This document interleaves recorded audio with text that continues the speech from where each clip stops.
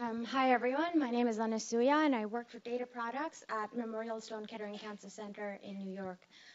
Data products is a multidisciplinary team comprised of data scientists, software engineers, and designers. And this is work we've done in collaboration with David Sonntag here at MIT. So as we've been hearing to the last 2 days, clinical trials serve a very important role in oncology, not only by advancing science, but offering promising new therapies to patients before they become standard of care. But clinical trial accrual, which is the enrollment of patients onto trials, is a very slow and manual process. So what the team that runs the trial does is they create these manually curated reports. They spend a lot of time doing chart review to then manually match patients to trials. So what we wanted to do was solve this problem by building automated software in the form of a recommender system, so that it can accept a patient ID and return a rank list of trials that would be that the patient would be eligible for.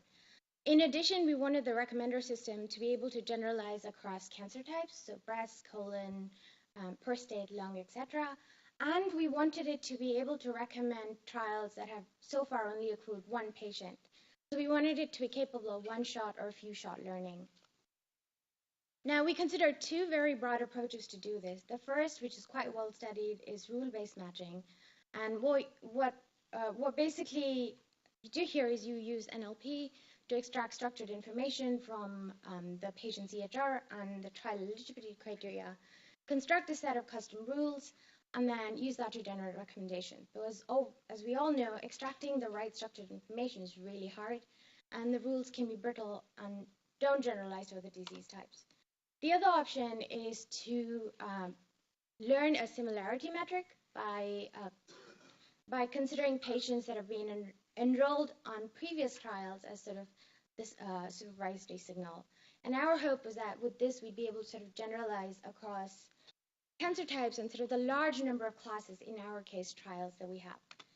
So we broke this approach into two parts, in which we learn a patient-patient similarity metric, and then we use that learned similarity metric to recommend trials in a k-nearest neighbor-like fashion. So we're trying to find the trial with the k-nearest neighbors to a query patient.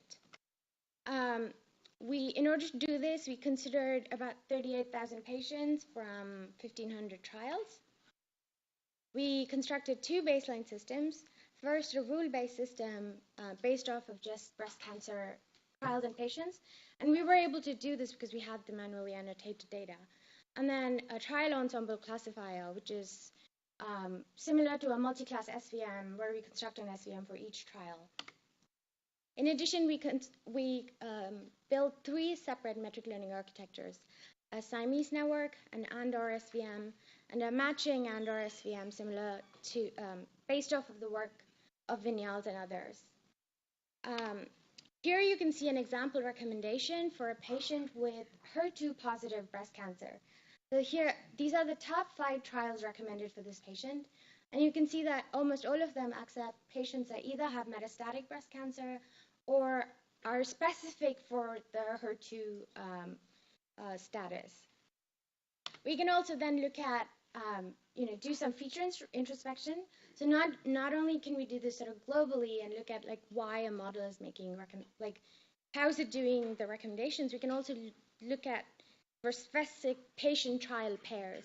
And so for the first recommendation, which is actually the patient's own trial, we see that disease diagnosis codes, so ICD codes, were some of the most important features, and then a lab test, which is important for the progression of breast cancer, was also very important. So in summary, we explored how metric learning can be applied to build a patient trial recommendation system. We're in the process of validating this with our clinical partners, and our hope is to deploy it in MSK's EMR by the end of this year. Please stop by our poster. It's literally on your way out for more details about our evaluation, more results, and our methods. Thank you.